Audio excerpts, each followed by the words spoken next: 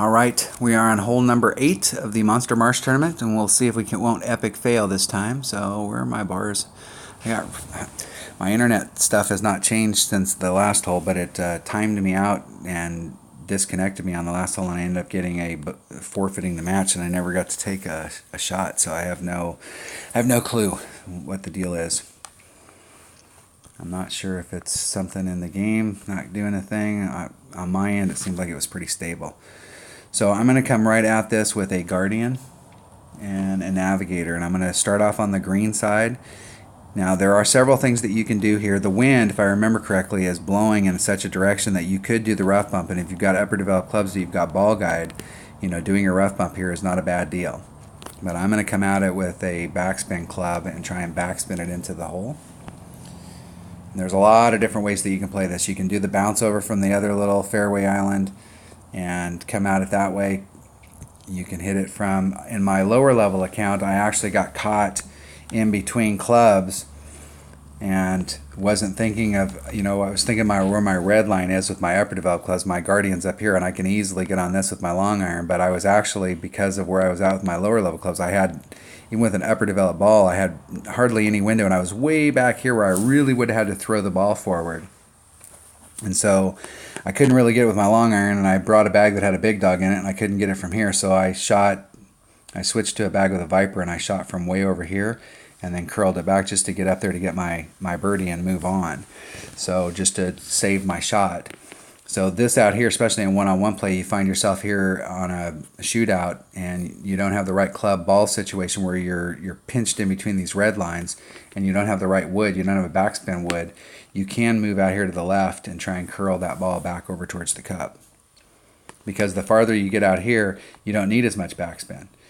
Okay? Especially if you had a big dog, you could come way out here, put on the 4.5 backspin that you have, and then you could curl it back towards the hole. This distance from here to the cup is shorter or is longer than this, so you're not going to need as much backspin from out here as you would from over here. Hopefully that makes sense. So I'm going to take a Guardian and a Nav. That's all I need, and let's see if I can the game ends up epic failing me again. I have no idea what the deal is there.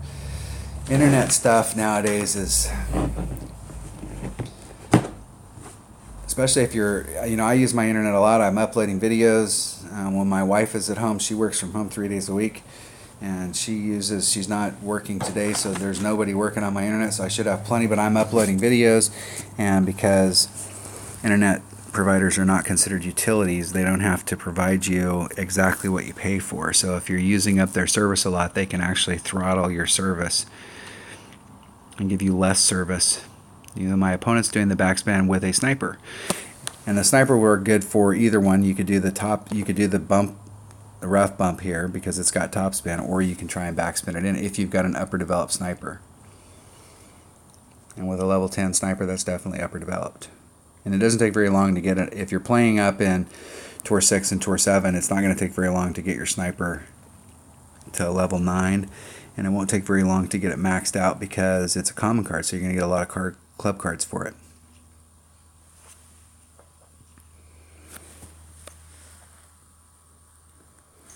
I'm going to use a Nav. I'm going to do max backspin. We're going to go right at it. Max backspin. A little bit of that side spin on there just to kind of straighten it out, because as I move it, it wants to go. I'm going to go right at it with that bounce and see what happens. So it's 1.2 per ring. There's 2.4, so that's about a ring and a half, and it's not really at max club, but I'm going to do a max adjustment and just see whether I got the distance right. And because of the lag that I'm getting, I hit it one ring great to the right. So the distance isn't bad. The one ring great to the right definitely hurt me there.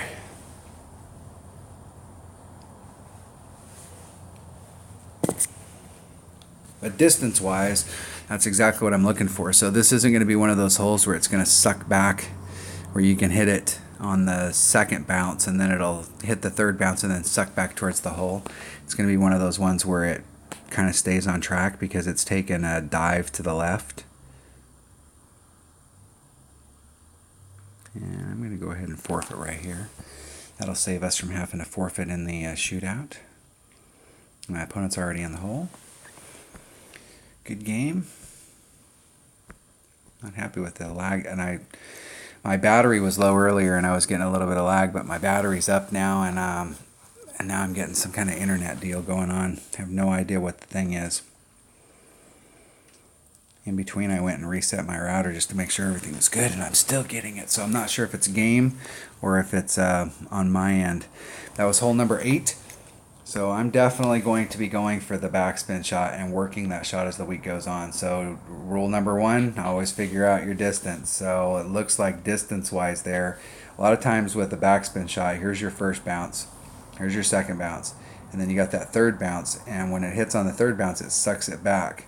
It doesn't look like it's doing that here. It looks like on the third bounce, it's pretty much staying in that area. So where normally on a backspin shot, I put my second bounce in the hole and then try and pull it back and then fine-tune the distance.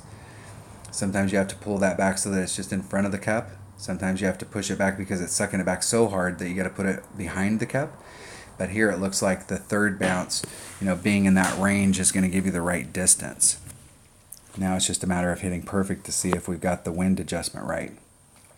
And my red line for that club should have been somewhere in this neighborhood. So I was in more towards minimum club, but I was using a max number. So max is 1.2, minimum it's 1.7.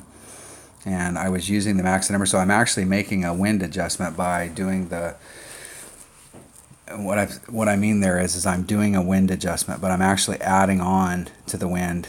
Because if you had let's say you had a 3.4 wind, well, if it was at minimum club, that's 2 rings. But if you were playing at max club, that's going to be 2 rings is 2.4, and then that leaves me 6. No, it's 10 or 0.10. So that's going to be almost 3 rings versus 2 rings. So we're doing an additional wind adjustment here of like 30%, 20, 25%, somewhere in that neighborhood. So usually when I get on a hole, I always start with my max numbers and I work on distance. And then once I get the distance down so that I know that my distance is right, then my goal is to hit those perfect shots to see if this number here is accurate. And sometimes I find that I'm way off. So then I get real critical about where am I at in my club, and I find out, hey, I'm in my minimum club, so I start using this, and then I see if that's moving me closer. But I always usually start with max numbers because those are easy to remember, and then I start to dial it in as the week goes on. All right, that was hole number 8 of the Monster Marsh tournament and Monday's practice round of the rookie division. That's what it's called, practice.